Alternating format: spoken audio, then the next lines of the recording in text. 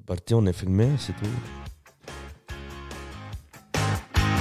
Servetien.ch. Il y a des clubs qui ont des traditions. Manchester United, le Real de Madrid, le... FC Servette FC déjà, parce qu'il y a beaucoup de gens qui disent FC Servette, mais... Merci beaucoup Anthony, vous laissez aller au vestiaire. Voilà ce qu'on pouvait dire ici depuis les Charmières.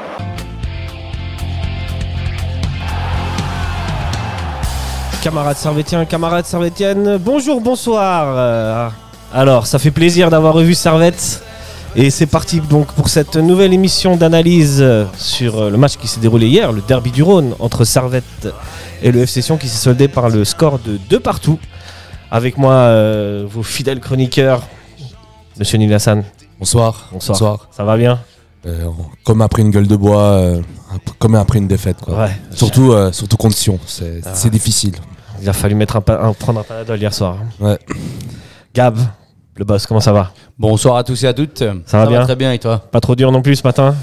Ça va, une petite un lundi très difficile, plus difficile que d'habitude, mais oui. Et bon, quand même, ça fait plaisir de revoir Servette. Oui, avec du monde en plus. avec du monde, du feu d'artifice, il y avait tout. Quoi. Franchement, c'était la fête. Ouais, non, on était quand même content de revenir au stade et que le championnat reprenne pour notre équipe favorite, mais voilà, c'est enfin. On y reviendra. On y reviendra plus tard, mais voilà, c'était. J'étais quand même content de retourner au stade. Ça faisait quand même un petit moment qu'on n'était plus allé. Content en plus que de reprendre ça par un derby. Ça rajoute du piment. Ça rajoute du piment. Et voilà, la soirée s'annonçait très belle en tout cas. Et oui, alors du coup, le programme de l'émission, c'est qu'aujourd'hui, on va revenir sur le match. On fera les tops et les flops, un petit bilan. Ensuite, on va se projeter sur le match de Saint-Gall et un petit débat, si on a le temps, sur les feux d'artifice. Sur les fêtes de Genève, c'est ça du coup. Exactement, okay. Les fêtes de Genève, 6 mois avant et quelques années après. Alors, messieurs, on va d'abord commencer par la composition du classique. Frick au but, en défense centrale, Vouillet et Séverin. À droite, Diallo. À gauche, Clichy. Au milieu de terrain, Doulin, Konya. À gauche, milieu gauche, attaquant gauche, milieu attaque. Foulquier. Foulquier en numéro 10. Milieu droit, Stevanovic, comme d'hab. Et en attaque, Bédia. Alors, qu'est-ce que vous en pensez de cette compo? Alors, moi, j'ai cru qu'il allait neiger, parce que déjà Rodelin n'était pas titulaire. Première fois que ça arrive depuis que Rodelin a signé chez nous. C'est incroyable, quoi. Enfin, Gaguerre a osé changer quelque chose. Et moi, je pensais qu'il allait faire rentrer Bédia peut-être en cours de jeu, ou justement peut-être mettre Rodelin au 10, je sais pas. Mais assez content du 11, et surtout de voir Bédia en numéro 9. Puis on a vu ce qu'il nous a apporté, 2 tirs cadrés, 2 buts, une magère, un autre but où il fait dribble, petit pont, but, incroyable quoi. Que dire, tu reviens de blessure, tu reviens après 6 mois et tu plantes un doublé en derby, c'est franchement chapeau l'artiste. Et je me souviens de la dernière analyse, on avait débattu avec Gab. On a dit dans 5 matchs, on en parlera. 5 à 7 matchs. Pour l'instant, c'est en ma faveur. On sortira le ring de boxe. Je pense que lors de la dernière émission, Gaguerre nous a écoutés. Ouais, exactement. Parce que c'est exactement l'11. Alors, soit on est très fort, soit on analyse aussi bien que Gaguerre, chose que je le pense. Bon, il avait écouté ça qui n'était pas en 10. Oui, mais on avait dit que l'important c'était l'animation, pas forcément les postes. En fait, écouter ça et Fluquet, l'important c'est qu'ils jouent l'un à côté de l'autre pour qu'ils puissent permuter. On a vu aussi écouter ça beaucoup plus offensif. Il est peut-être pas, en tout cas en première mi-temps, je l'ai pas trouvé qu'il est beaucoup venu dans cette zone de 10, mais les joueurs qu'on imaginait étaient sur le terrain. Après bon. Certes, c'est un 11 facile, on va dire. Mais c'est vrai qu'on parlait beaucoup de Rodelin en avant-match, la semaine d'avant. On parlait beaucoup, on voulait savoir, on ne savait pas s'il allait être titulaire ou pas. Et la réponse, elle est là. Elle est que, après, je pense que ça peut encore changer au vu du match de certains, où on jugera un peu plus tard. Mais Mais voilà, le 11 et en tout cas était c'est le 11 type. Quoi. Le 11 était le 11 type pour moi. C'est le 11 type qui nous manquait avec un numéro 9. Ouais, enfin, ce qu'on n'avait pas depuis 6 mois. Puis on a clairement vu la différence avec ces 2 buts. Est-ce que sans numéro 9, justement, on va dire un vrai numéro 9 en attaque, est-ce qu'on aurait eu ces 2 buts? Peut-être pas, parce que c'est vrai qu'avant, avec Rodelin en numéro 9, il était très rarement tout devant. Pas été placé là où il n'aurait pas été placé où Bédia était. Du coup, c'est parfait, c'est magnifique. Alors, on va revenir on va commencer par la première mi-temps. Première mi-temps de Servette qui démarre pied au plancher, puisque dès la deuxième mi-temps, il y a une action pour Cognac, après un centre en retrait de Pulquet. Et puis, globalement, Servette domine jusqu'à la c'est la 33e minute. Non, c'est la 17e minute. Pardon, c'est un centre en retrait de Stevanovic pour Bédia, qui nous met une magère des familles, les amis. Et puis Servette va continuer de dominer toute cette première mi-temps et logiquement va mettre un deuxième but sur un nouveau solo de Bédia. Qu'est-ce qu'on en pense de cette première mi-temps? Finalement, elle est presque parfaite. C'était bien, on avait bien commencé. On voyait on mettait de l'intensité dans le milieu de terrain. Vraiment toute l'équipe jouait un bon collectif. Et puis on a vu Bédia, finaliser ce que le collectif avait créé. Non, c'était vraiment une très bonne première mi-temps. Bon, après, j'ai envie de dire qu'en face, Sion, ils ont quasiment rien montré au niveau du jeu. Au milieu de terrain, c'était quasiment le néant aux côtés du FC Sion. Du coup, c'était un peu logiquement qu'on avait la balle et puis on a su bien. C'est néant parce qu'on les a pas laissés non plus, genre. Mais j'ai l'impression que c'était très. Sion, j'ai l'impression, c'est comme leur dernier match contre Saint-Gall, il me semble, à Tourbillon, où justement, contre Lugano, où justement, ils avaient aussi rien montré. Et c'était très stérile au niveau du jeu et j'ai l'impression que c'est plus ça qui nous a profité que Servette qui a vraiment su s'imposer et dominer. Mais malgré cette, on va dire, la stérilité de Sion à se procurer des actions, à se créer du jeu, Servette a su en profiter et marquer 2 buts. On va dire une première mi-temps qui a été correcte de la part de Servette. On aurait pu même finir le match, conclure et même tuer le match sur le 3-0 de Fluquet. Mais pour quelques centimètres, ça passe pas. Il rate l'immanquable et c'est ce qui nous condamne le match nul. Parce qu'à ce moment-là, tout seul face au but, il reçoit une très belle passe. Et ça passe à côté. Ouais, ça, c'est le tournant du match. La 43e minute, c'est juste après l'expulsion de Cyprien en plus. Ouais, parce que c'était, Servette, ils ont le don pour dominer le match à certains moments et pour ensuite pas laisser tomber, mais ralentir. On va pas parler du ralentissement tout de suite, on va parler quand même de la bonne première mi-temps parce qu'on finit quand même la mi-temps à 2-0 avec un carton rouge adverse. Presque 3. Donc, presque 3-0. Donc en fait, si on n'analyse que cette première mi-temps, elle est exceptionnelle. Ouais, au stade, 15 000 personnes quasiment, du jeu, des actions. Je vois les stats, 8 tirs, 3 tirs cadrés. Enfin, ça, c'est juste la première mi-temps. Donc, Servette montre qu'ils sont présents, montre qu'ils ont la qualité offensive où on s'en doutait. On parlait que c'était la 3e ou la 2e pire attaque du championnat. Donc, dès la première mi-temps, ils arrivent et ils nous disent « Ah, vous avez dit nous ont fait mentir maintenant, parce qu'il y a une ribambelle d'occasion. Ouais, on vous montre maintenant qu'on est bon et qu'on a nos 9 qui sont de retour et qui plantent. Même Stevanovic qui a une action aussi, c'est le gardien Lindner qui fait un arrêt. Donc cette première mi-temps, en fait, c'est ce qu'on attendait de Servette. C'est ce qu'on demandait à Servette justement, niveau. Je parlais de la stérilité de Sion, mais Servette a su bien contenir le jeu du FC Sion, et puis en même temps, on a pu avoir pas mal d'occasions devant. Ça, c'est on produit au début. Si on produit ça pendant 90 minutes, c'est juste incroyable. Mais la réalité fait que absolument pas. Et en plus, on a ce carton rouge de Cyprien. Et encore une fois, il est un peu sévère. Il est très sévère. Pendant le match, j'étais très content. Oui, il avait 2-0, carton jaune. Tu te dis c'est bon, le match il est plié. Je m'étais dit à ce moment-là, quand il y a le carton rouge, je m'étais dit dans ma tête, mais qu'est-ce que Célestini va dire à ses joueurs? Tu montrais rien avant le carton rouge. Là, tu te prends un rouge.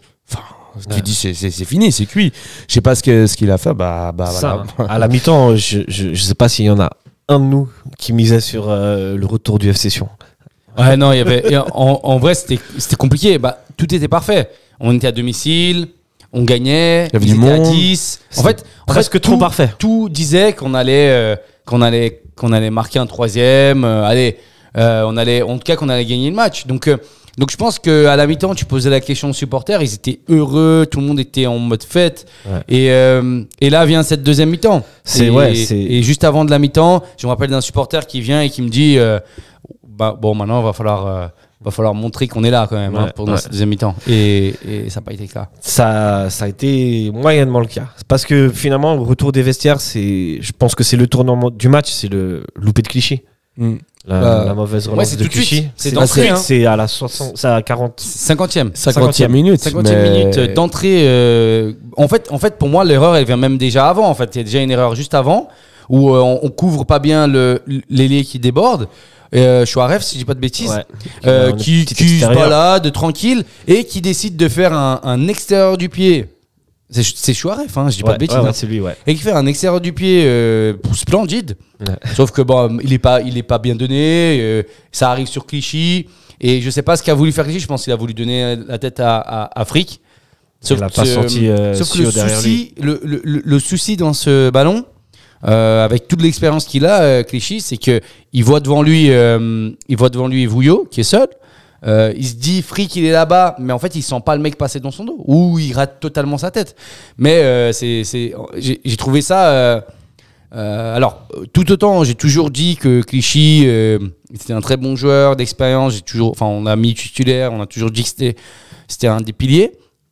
Mais là il nous fait mal. Ouais. Là cette erreur elle nous coûte très très cher. Et en fait on s'attendait à tout sauf à ça de Clichy. Tout à fait. Mais après pour toi aussi c'est le tournant du match. Bah oui, clairement, c'est clairement le tournant du match. Mais après, je vais pas mettre toute la faute sur Clichy. Si on arrive à là, c'est qu'il a eu un relâchement total de l'équipe. Et il faut rappeler qu'à ce moment-là, Sion, ils étaient en 4-3-2.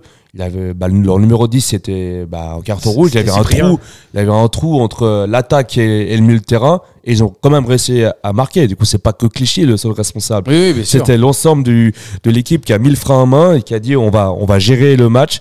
Finalement cette saison on a vu qu'on sait pas du tout gérer en fait c'est si Servette commence à gérer on monte rien et puis l'adversaire même s'il propose rien au niveau du jeu qu'un carton rouge il arrive à marquer 2 buts et ça il faut se remettre en question par rapport à la mentalité servettienne qui était pas là. Je veux dire tu joues chez toi, ok certes l'adversaire a un carton rouge mais tu mets pas le frein à main à ce point là.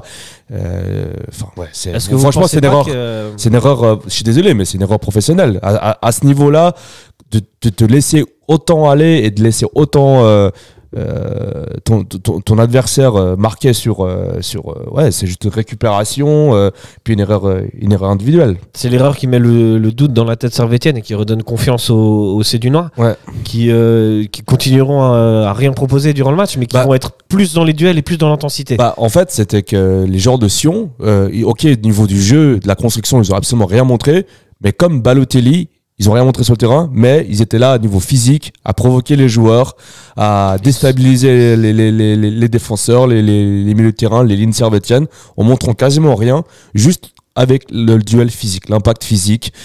Sion a le mérite, et Célestini a le mérite du résultat de ce match, parce que il a fait rentrer carton rouge et tu fais rentrer deux attaquants lors de la deuxième mi-temps. Enfin, franchement, il fallait le faire. Et voilà, c'est comme, j'ai l'impression que Sion c'était comme Balotelli pendant ce match, qui n'a rien montré durant le match, mais qui a pu provoquer entre guillemets foutre la merde quoi. Et ça a déstabilisé les Servettiens. C'est ça. Est-ce que tu penses la même chose, Gab? Ouais, non, je suis assez d'accord. Mais là, j'étais en train de revoir un peu le but de Sio. En vrai, il joue bien. Il le joue bien, hein, Sio. Si on regarde l'action, il accélère quand le ballon arrive sur Clichy. C'est comme s'il savait que Clichy allait faire l'erreur. C'est quand même assez bien joué de sa part quand tu penses. C'est malin. Après, oui, je suis d'accord avec Neil. Je pense que l'erreur qu'on fait souvent à Servette, c'est qu'on n'a pas ce côté agressif, ce côté provocateur Sion a eu. En tout cas, nous, on est des gentils garçons. On est des gars qui jouent bien. En fait, nous c'est Timothée Cogna. Ouais. On joue bien en ballon. On est là. On est fort. Mais on marque peu de buts. Ouais. Mais on est fort. Hein. Ouais. Tout le monde nous regarde. Cogna, il est très fort. Tout le monde l'aime bien. Il y a de la valeur, etc. Mais au final, ça manque un peu de vis. Ça manque de vis. Ça manque de. Ouais, il nous manque quelqu'un. Quand j'y pense, j'essaie de chercher un joueur qui l'est. Mais même à un moment, c'est vrai, il se fait embrouiller par Balotelli. J'ai l'impression qu'il se laisse faire presque à moitié. Donc il essaye un peu d'y mettre un petit peu, mais on voit tout de suite que Balotelli, il a l'expérience. Même Balotelli a l'expérience, il savait qu'en faisant ça allait déstabiliser. Ça allait déstabiliser. Et en parlant de justement qu'on était un peu comme Cogna, bah, ce match me rappelle un peu le scénario de le match contre IB. Du monde à la praille. IB qui reçoit un carton rouge, mais bien plus tôt durant la partie. Et on n'a rien montré. Ouais. On n'a absolument rien montré. On n'aime pas trop les cartons rouges, je crois, chez nous. Hein. On n'a absolument rien montré. Avoir un carton rouge, c'est pas un avantage pour Servette. Et tu dis quand même, l'équipe adverse a un carton rouge dès peut-être la 10e minute. Et on n'a pas du tout su en profiter contre IB. On était devant 16 000 spectateurs. Et là, après le match, tu dis, c'était IB, ils sont champions, ils ont que des joueurs incroyables, le collectif est rodé. Mais là, on fait la même chose contre Sion. Et Sion qui est, au niveau du jeu, une des pires équipes de Super League, au niveau du jeu. Ouais. Alors, moi, je le trouve un petit peu dur. Parce que, quand même, si on prend l'ensemble du match, il y a eu quand même beaucoup de bonnes choses, je trouve. En première mi-temps. En première mi-temps. Oui. En deuxième mi-temps. Je dis pas que ça a été 100% mauvais. La différence en deuxième mi-temps, c'est que les actions qu'on a, vous allez me dire, c'est le foot, c'est qu'elles sont moins dangereuses, moins tranchantes, mais parce que si on s'est recroquevillé, comme tu dis, finalement, on n'arrive plus à déstabiliser les défenses en posant le jeu. Bon, en fait, une fois que on est devenu une équipe de contre, transition presque. En fait, le problème du jeu de Servette et du système d'Alain Gaguerre, c'est que maintenant, on est devenu cette saison une équipe de contre. Ouais. C'est très efficace contre les équipes qui ont le ballon et qui dominent le jeu. C'est qu'il y a très peu d'équipes en Super League qui le font. Mais par contre, dès qu'une équipe elle reste derrière, qu'elle bloque le jeu, là c'est fini. Là, on fait absolument plus rien. On a pu voir que sur le deuxième but de Bédia, c'était sur une contre-attaque, c'est sur récupération de la balle. Le premier but, on va dire, c'était un peu le défenseur de Sion qui tombe dans le vide, mais tout le mérite à Stanovic et puis à la passe de Vouillot, je crois que c'était qui a fait. C'est Vouillot qui fait la transversale. C'est Vouillot qui fait la transversale. Mais c'est vrai qu'on a beaucoup de peine à construire le jeu, à poser le jeu et à marquer dessus. Et franchement, c'est assez rare. Et malheureusement, on arrive à marquer que en contre. Et quand tu as une équipe comme Sion qui a un carton rouge, qu'est-ce qu'elle fait ? Elle replie. Puis avec un tacticien comme Celestini, c'est foutu, quoi. Ouais. C'est foutu. Là, avant, comme tu as pu voir, on a pu voir sur les statistiques détaillées du match. Celestini, il a changé au moins 4 fois la tactique durant le match. Gaguerre est resté sur le même système de jeu pendant tout le match. Mais voilà. Ça, c'est Gaguerre, on connaît ça. Ouais, on connaît. Mais bon, le match, c'est pas la faute à Gaguerre. C'est que les joueurs ont arrêté de jouer, ont mis le frein à main. Et je n'ai pas envie de blâmer un joueur en particulier. C'est l'ensemble de l'équipe qui a été. Qui a pris le frein à main et qui a laissé la voiture au garage, quoi. Mentalement, ils se sont fait rentrer dedans par le Session, quoi. Donc, du coup, si on va égaliser, est-ce qu'on en dit un mot de ce but? Alors franchement, c'est la faute. Ce but-là, pas de chance, quoi. Franchement, c'est incroyable. Parce que quand on revoit le ralenti, on voit que Doulin, il fait l'effort de revenir pour récupérer le ballon. Il fait vraiment l'effort. Pas de chance à part ça. Il part et c'est le seul vraiment qui court pour aller récupérer le ballon. Et en fait, il dévie le ballon. Mais en fait, s'il n'aurait pas fait l'effort, je pense pas qu'il aurait but. Parce que les Sédunois n'étaient pas en surnombre non plus. Et c'est assez compliqué de marquer. Du coup, c'est vraiment de la malchance. C'est comme si ça devait arriver. Tu peux pas mieux la placer. Voilà, c'était la punition. Et j'en veux pas à Doulin. C'est pas quelque chose une faute, on va dire, qu'il a fait exprès. C'est des choses qui arrivent dans le foot. Malheureusement, les déviations, on connaît. Ouais, lui, il tape pas un sprint. À 85e minute, il est en train de taper un sprint. Et c'est le seul mec à 85e minute. Il a une paire de balles. C'est à l'opposé de où il est. Il va faire l'effort de chercher le ballon. ça remontait sur lui, but. Franchement, ça, on pouvait que faire match nul ou perdre. La perte de balle, c'est coûter ça. Coûter ça avec un triple de trop qui perd un peu bêtement sur le milieu de terrain en prenant un petit peu trop de risques. Revient. Oh mon Dieu. Non, mais vraiment, c'est ça. C'est vraiment, on a entre l'action de Clichy, la tête. Bon, là, on peut blâmer un peu l'équipe sur comment elle était positionnée, sur le manque d'énergie. Mais le deuxième but, c'est vraiment. Parce que sans ce but-là, l'analyse qu'on a actuellement, elle est plus du tout la même. Bon, elle est plutôt la même, mais en vrai, elle devrait. En vrai, je pense que si justement c'est le cas, je pense qu'on serait mauvais en fait, parce que la vraie analyse, elle est là. En deuxième mi-temps, on est quand même à 10 contre 11, donc on doit dominer, chose qu'on ne fait pas forcément. On domine, oui, dans la possession, mais c'est tout. On est un peu plus. Ils sont quand même dangereux. Nous, on a énormément de corners en deuxième mi-temps. Je sais pas combien. Il faudrait regarder des stats de combien de corners on a. Beaucoup. Mais en deuxième mi-temps, on en a 10 dans tout le match. 10 dans tout le match. Ouais. Et 9 en deuxième mi-temps. 9 corners. Donc ça veut dire que sur aucun corner, on est allé chercher un. Donc coup de pied arrêté, on est. Je suis désolé, mais on est éclaté. On a vu Balotelli récupérer au moins 3-4 ballons lors des corners. Puis à la fin, les dernières minutes du match, à partir de la 87e jusqu'à la 96e, on voyait Servette en contre, toujours se projeter en avant. Ça n'a pas donné grand-chose. À un moment, on a Rodelin qui a fait un tir. Peut-être que ça allait en pleine lucarne. Ça allait dedans. Voilà, sûr. Moi, je l'ai vu partir. J'étais juste derrière comme ça. J'ai vu le tir partir. Et voilà, c'est comme d'ailleurs, c'est comme ce qu'on avait dit l'émission précédente, que Rodelin était plus intéressant en rentrant à la fin du match. Mais bon, même malgré ça, j'ai trouvé qu'à certains moments, il avait quand même des déchets techniques de la part de Rodelin. À des moments, à la fin du match, il avait le ballon, il aurait pu mieux utiliser la balle, et puis il a fait une erreur, voilà. Ouais, je trouve dur quand même, parce que justement, moi j'ai trouvé son entrée pas trop mal. Sur une action. Sur plusieurs actions. Non, sur plusieurs actions, j'ai trouvé intéressant en vrai. Après, il est rentré quoi à la 89e minute Non, minute de jeu. Un peu 85e. Non, 89e minute de rentre. Voilà. Donc il a juste 6 minutes. Voilà. Mais après, voilà. Donc en fait, il a fait 2 actions quasiment.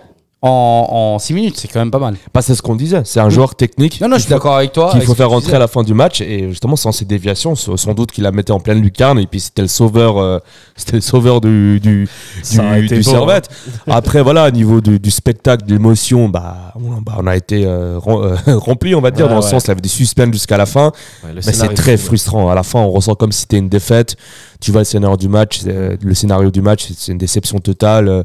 C'est la deuxième fois de suite à domicile où on n'arrive pas à battre l'équipe adverse, alors qu'un jour en moins, devant plus de 14 000 spectateurs, tu dis non, mais là c'est frustrant. Bon, là franchement, je trouve qu'il y a un petit coup de malchance.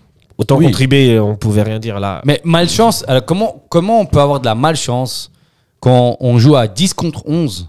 À 10 contre 11, les gars, pendant combien ? Une mi-temps plus 10 minutes environ depuis la 40e de la première. On joue à 10 contre 11 et on fait 2-2, et tu me dis que c'est une malchance. C'est pas une malchance parce que c'est le but qui. Mais lequel de but est une malchance ? Le deuxième. Le premier, c'est une erreur. On les offre en cadeau, les 2 buts. Hein. Oui, ça je dis pas le contraire. C'est un cadeau. Mais en fait, même à des moments, on se faisait déborder en fin de deuxième mi-temps. Oui, on a failli encaisser c'était la fin. C'était la fin. C'était la fin, mais sur la globalité du match, Sion, je suis désolé. Mais je dis pas qu'ils sont 2 actions et demie. Je dis pas qu'ils sont bons, mais c'est pas parce que je peux pas dire que Servette ont été mauvais, parce que Sion était bon. Non, je dis pas ça. Je dis que Servette n'a pas été bon, comme je vous ai dit, en deuxième période. Ils ont été catastrophiques même. Mais Sion, ils n'ont pas été bons non plus. Mais nous, on leur a offert 2 buts cadeaux. On leur a dit, tiens, un but. Et vas-y, du coup, on va courir après le score encore. Enfin, pas courir. On va avoir un seul but d'écart, donc en mode danger pendant 45 minutes. Et on va prendre un petit but à la dernière. Donc, pour moi, c'est pas que de la malchance. Certes, on peut le voir comme ça, contre Sancan, etc. Mais moi, je vois pas ça comme de la malchance. On aurait dû planter un 3e but. Alors je suis tout à fait d'accord. En première mi-temps, on doit rentrer. C'est ça le tournant du match, justement. C'est ce 3-0. Comme tu as dit avant, c'est Fulquet. Et encore, ça se trouve peut-être qu'il serait revenu au score. On sait pas, parce qu'à la fin du match, comme tu dis, Sion, il a une grosse occasion, il la mettait, il repartait avec 3 points. Du coup, je me pose même la question que même si on aurait planté 3 buts, on serait sûrement qu'on puisse relâcher, et peut-être que Sion serait revenu. Je sais pas, mais voilà, on est incapable de gérer un match. On est incapable. Du coup, je me demande même si on gagne 3-0 à la mi-temps, Je me demande même si c'est la victoire elle est assurée. Je me pose des questions. Parce que justement, on n'arrive pas à gérer et Servette est obligé de jouer un peu dans ce mode un peu pressing, d'agressivité et rechercher les ballons. Sinon, on ne gagne pas le match. Ce qui faisait notre force, en fait, sur ce match-là, c'était notre faiblesse. Bah voilà, totalement. C'est qu'en fait, le scénario du match a fait que Servette a changé un peu de système dans le sens n'a pas cherché à récupérer le ballon de Sion, à laisser Sion jouer. On a vu le résultat. Et je pense que c'est pour la suite du championnat, je pense que ça va laisser réfléchir. Ouais, il y a de matière à réfléchir. Bon les gars, on va passer au top et au flop, ça vous dit ? Vas-y, c'est parti. C'est le foot. C'est le foot. C'est seulement le foot. Mais pour moi, c'est clair que vous trouvez toujours un point. Là, on cherche le négatif. Alors les gars, qui veut commencer ? On commence par quoi ? Par flop ? Les flops ou les tops ? On commence par le pire ? Allez, par les flops. Allons-y. Par les flops. Moi, si. À quoi ? Alors, moi, en stock. En flop, je dirais. Je dirais l'équipe. Déjà, toute l'équipe, Servetienne. Parce que justement, arrêter de jouer. La mentalité, tu veux la mentalité. Pour la mentalité, je dirais justement l'équipe, le 11 de Servette. J'ai pas envie de pointer particulièrement un joueur. Parce que là, c'était vraiment, on va dire, entre guillemets, un naufrage collectif. C'est le fait de donner ce point à Sion. Après, si je dois sortir un joueur, je dirais Fluquet. Fluquet, parce qu'on a eu beaucoup d'attentes sur lui, énormément, même trop, je pense. Il sortait d'un championnat des 2 hollandaises, meilleur passeur, côté gauche. Il a eu beaucoup d'engouement à son transfert. Mais en fait, depuis qu'il est arrivé, c'est vrai qu'il a eu pas mal de problèmes d'adaptation. Et hier, justement, il manque. C'est l'immanquable. Justement, on lui donne les buts. Et si Fluquet marque ce but-là, ça change tout. Et où il était placé, tu peux pas le rater. Et peut-être que sur le moment même, on disait que c'était pas grave parce qu'il y avait 2-0. Mais ce genre d'occasion, tu le rates pas. Et en tant que numéro 10, j'ai trouvé avec quand même pas mal de difficultés.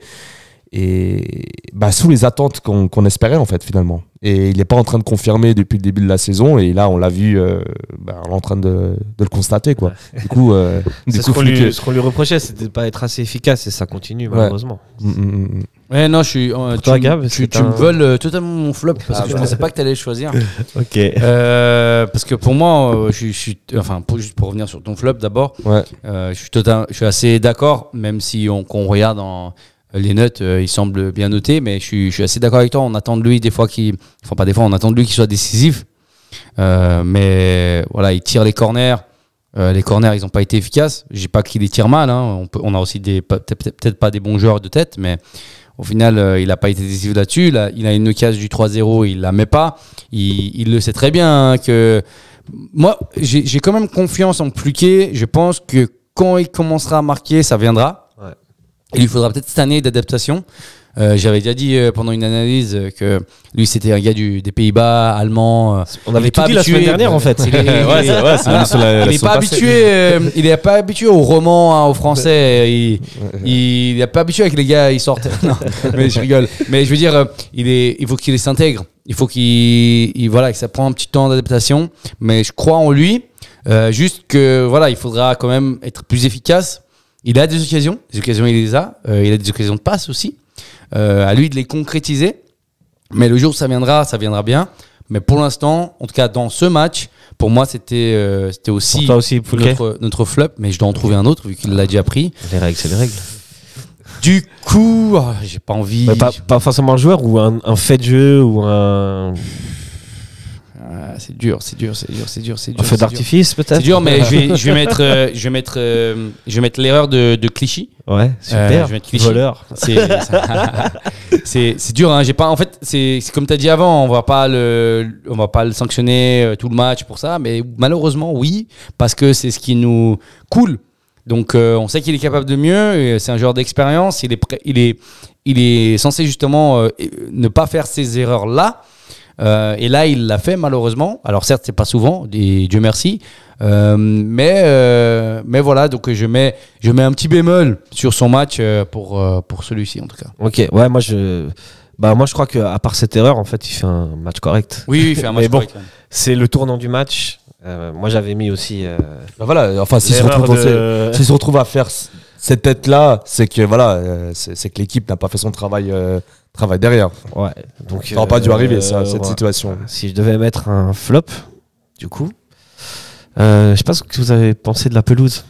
La pelouse? Oh, ça va. Non, ça va. Non, franchement, je l'ai trouvé joli encore. Moi, j'ai vu quelques passes où il y avait des petites mottes. Oui, mais on a vu tellement ce terrain dans d'autres conditions que. Non, on a déjà gagné sur le terrain qui est encore pire, dans un état qui est encore pire. Ça, oui. Du coup, on peut pas dire que c'est un flop, tu vois.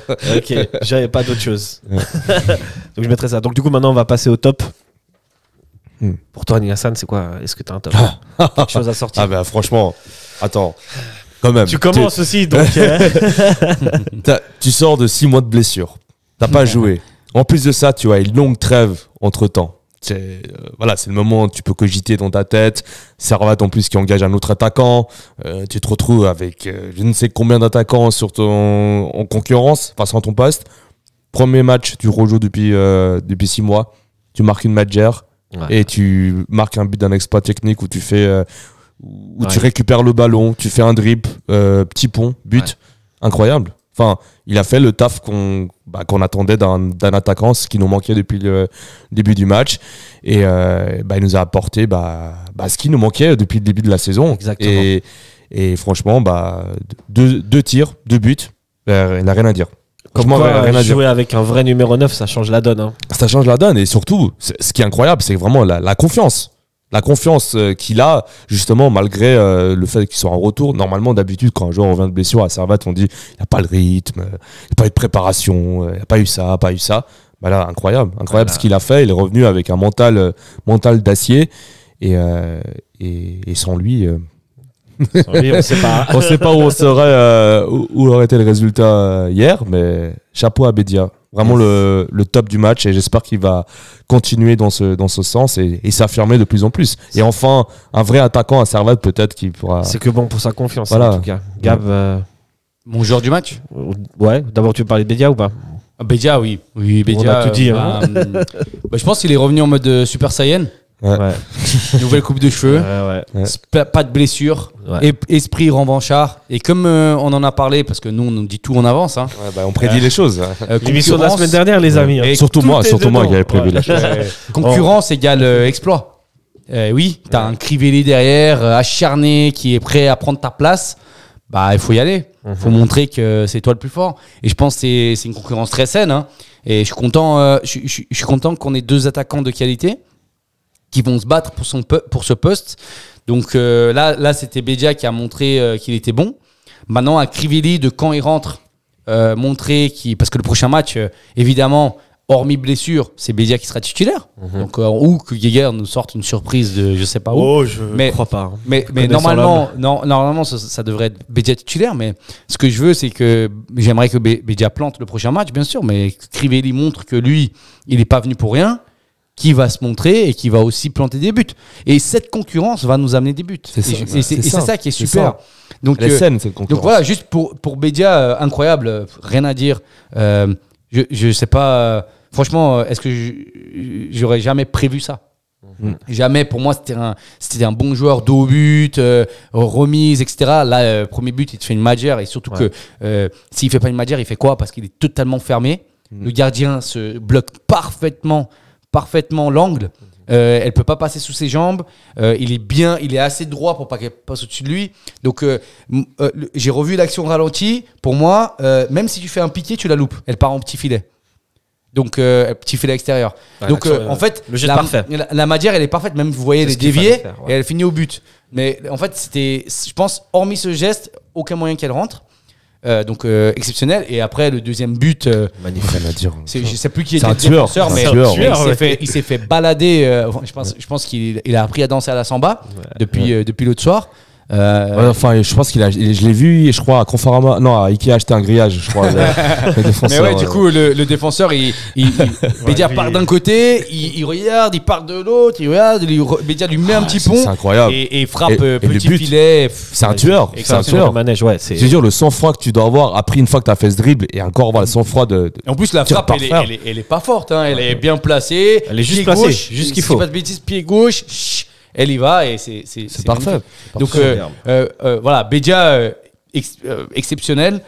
Sinon, si je dois choisir un autre joueur fort de ce match, moi je vais quand même prendre Stevanovic, qui a été débordant sur son côté, battant comme toujours. Alors certes, il loupe un but, enfin il aurait pu marquer un but à un moment donné.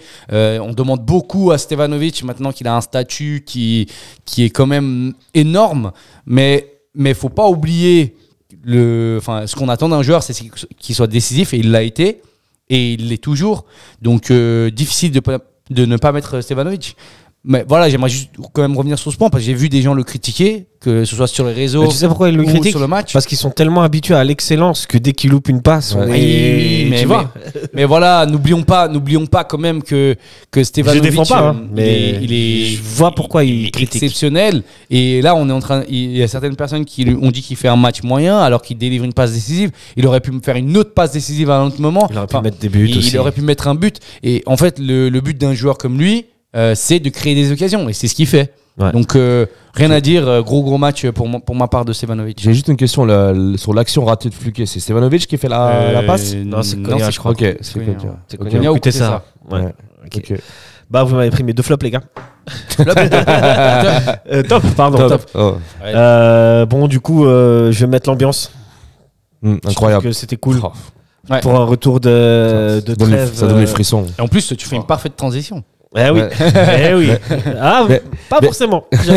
J'avais une autre idée en tête, mais si on peut parler du jeu, un petit truc. Allons-y sur l'ambiance, vas-y. Enfin, juste avant de parler de l'ambiance, je voulais juste revenir à quelque chose, un fait avant le match. C'était justement la blessure de Fofana. Et justement, j'aurais bien voulu voir Fofana remplacer, goûter ça un peu vers le milieu. La blessure de Fofana, je n'étais même pas au courant. Oui, parce que moi je ne l'ai pas vu sur la feuille de match. Ouais, il s'est blessé. Quand le speaker il a annoncé les joueurs, j'ai dit mais où est Fofana? Mais vous avez vu qu'il était blessé? Un collègue m'a dit ça. Ouais, c'était annoncé qu'il a été blessé. Et justement, goûter ça un peu vers justement à partir de 12e mi-temps, était moins en forme, moins en jambes. La preuve, il a perdu ce ballon au milieu de terrain qui nous coûte le but. J'aurais bien voulu voir un Fofana justement rentrer à ce moment-là, et surtout avec la confiance qu'il a pris cette saison, avec cette rage, où il arrive à arriver avec cette posture de sauveur un peu. C'est dommage. J'aurais bien voulu voir Fofana à cette fin de match. Ça aurait été. C'est le genre de joueur qui peut déstabiliser un bloc en dribblant. C'est comme ce que je disais dans la dernière émission, avec Rodelin en fin de match et Fofana. Franchement, tu mets vraiment toutes tes chances de ton côté, et c'est peut-être mon regret. Quel futur coach, Sonny Lassalle. Il avait tout vu. C'est l'homme qui murmure à l'oreille de Guéguerre. Exact.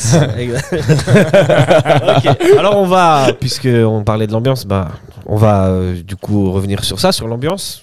Donc l'ambiance était bonne, la blanquette était bonne, les amis. Ouais, mais incroyable. Il y a eu quand même des petits feux d'artifice, et je voulais revenir là-dessus. Qu'est-ce que vous en pensez? Feux d'artifice fumigène, ok. Feux d'artifice, oui ou non? Dans un stade. Moi, il y a quelque chose que je voudrais dire quand même. C'est qu'un derby, c'est un derby. Donc, moi, j'attends de voir ça dans les derbys. Et alors, certes, tu te dis, waouh, mais comment ils sont. Enfin, bref, tu poses 5 000 questions, mais pour un derby, c'est exceptionnel. J'ai adoré. Enfin, j'ai sorti mon téléphone, j'ai filmé. Je pense que je ne suis pas le seul.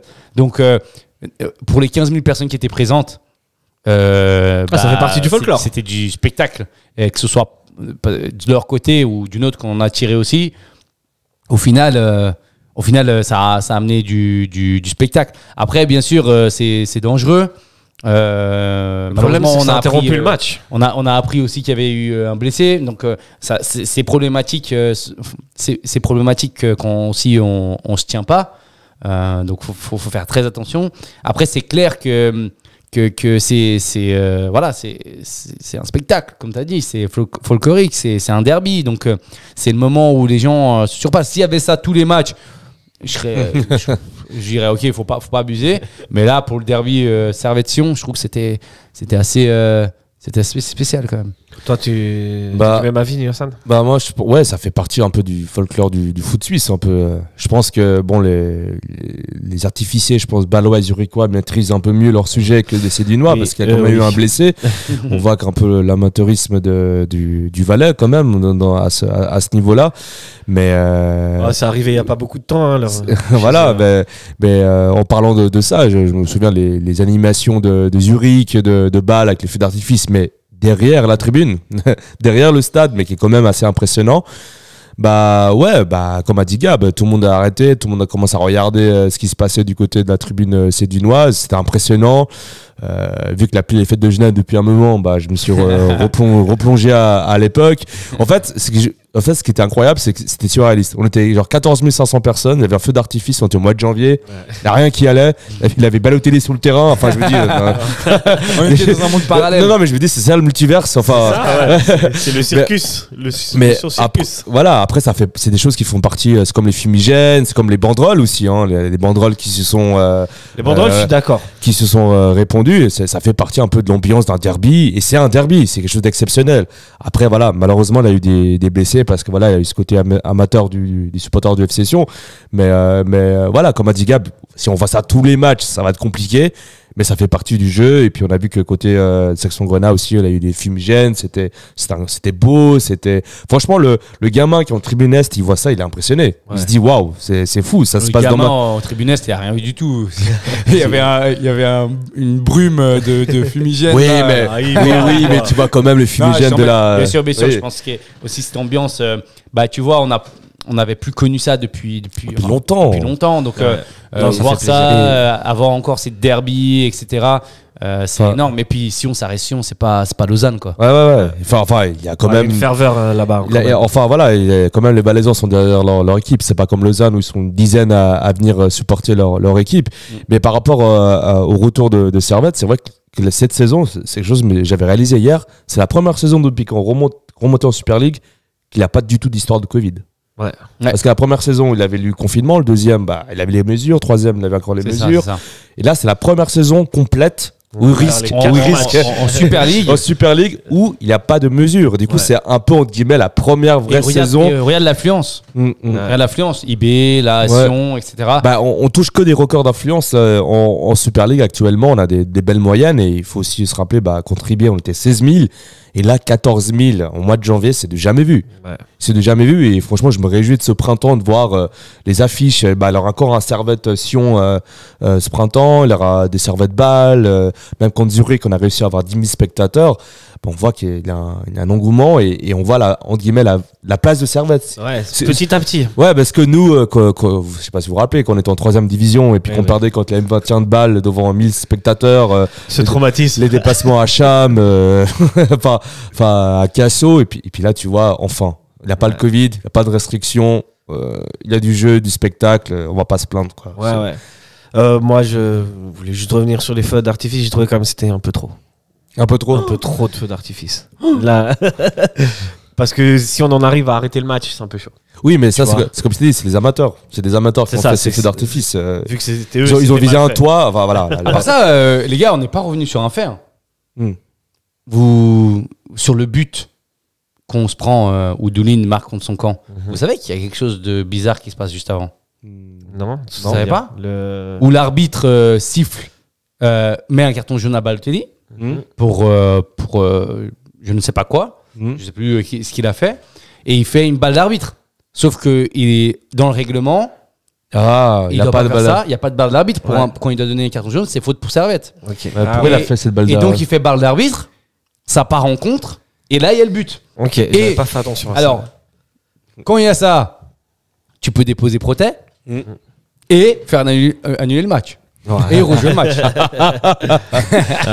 Bon, après, niveau arbitrage, l'arbitre n'était pas terrible. Parce que le premier carton rouge, le rouge, on peut discuter, voilà, il applaudit. Balotelli, au deuxième mi-temps, il avait clairement un rouge pour une faute qui était beaucoup plus grave. Sur Konya. Et vu comme il provoquait pendant tout pendant toute son entrée de jeu, il a rien eu. Moi, je trouve que ça. Voilà, il doit prendre jaune. Bah, pour moi, c'est 2 poids 2 mesures. Si tu mets carton rouge à Cyprien parce qu'il applaudit, Balotelli, tu le sors direct pour tout ce qu'il a fait pendant la deuxième mi-temps. Parce que Cyprien, il a provoqué l'arbitre, alors que Balotelli, il provoque les Servetiens.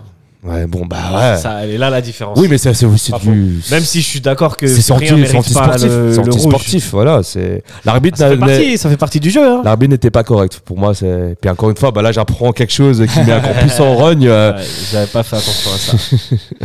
Ok, les gars. Bon, prochain match samedi prochain contre Saint-Gall. Qu'est-ce qu'on en attend? Vous y allez? Oui. C'est en discussion. C'est en discussion. Ça a été. Ah oui.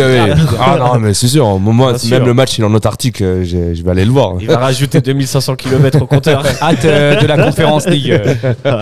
Mais par rapport à Saint-Gall, j'espère un résultat positif parce que justement, c'est le genre d'adversaire qui nous réussit ou justement, Saint-Gall, c'est une équipe qui est joueuse. Je trouve que ça nous réussit, Saint-Gall, vraiment. Réussi dans le sens où on montre plus de choses que contre Sion. Et justement, on aura une équipe en face qui aura le ballon. Et nous, vu qu'on est fort dans les contres, à moins qu'on se prenne, que Saint-Gall a un carton rouge, normalement, j'espère que ça va bien se passer. Même, j'espère pas qu'il prenne un rouge. Et puis surtout, moi, j'ai hâte de voir Bédia s'il va nous confirmer. Et il faut pas oublier qu'après, on enchaîne une semaine anglaise parce qu'on va rattraper le match contre Winterthur. Et puis on enchaîne après contre Getse. Du coup, là, on va enchaîner 3 matchs de suite. Petite semaine anglaise pour les Servetiens. Du coup, ce sera sûrement l'occasion de voir aussi Crivelli en attaque. Je pense que là, ça va tourner un petit peu. Ça va bien, faire un petit tournus et j'espère que Fofana va revenir de sa blessure. Ouais, je sais pas ce qu'il a eu, Fofana. J'aimerais bien savoir. Ouais. Je vais essayer de m'informer. Mais oui, Saint-Gall, on est en manque de victoire. Je pense que hier, il aurait dû avoir une victoire. Donc, moi, je trouve qu'on a pris du retard sur les points. Saint-Gall est juste derrière nous aussi au niveau du classement.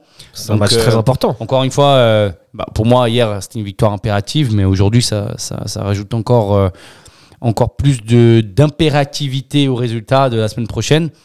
Sans parler... en fait, Servette va être obligé de gagner un de ses 3 prochains matchs pour maintenir, au minimum un seul, pour maintenir le niveau,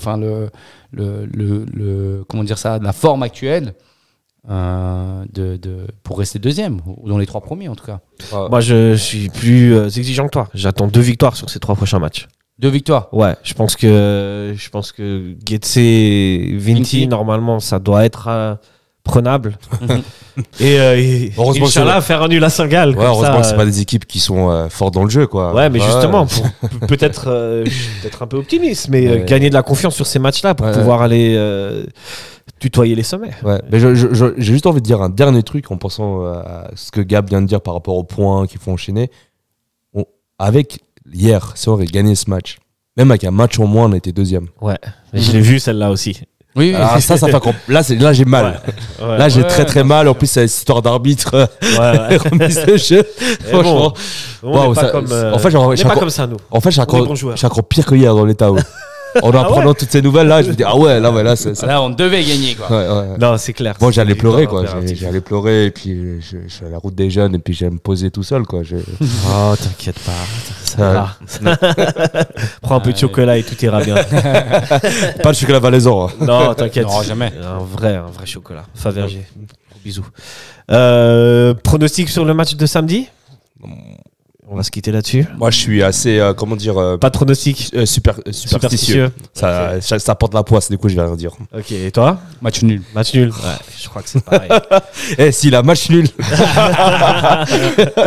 Moi, je viens à 2-2. Je vais pas vous mentir, j'avais pronostiqué le match nul hier. Donc, Ah, mais c'est à cause de toi, en fait, du coup. Tu peux me jeter la pierre. Oh là là.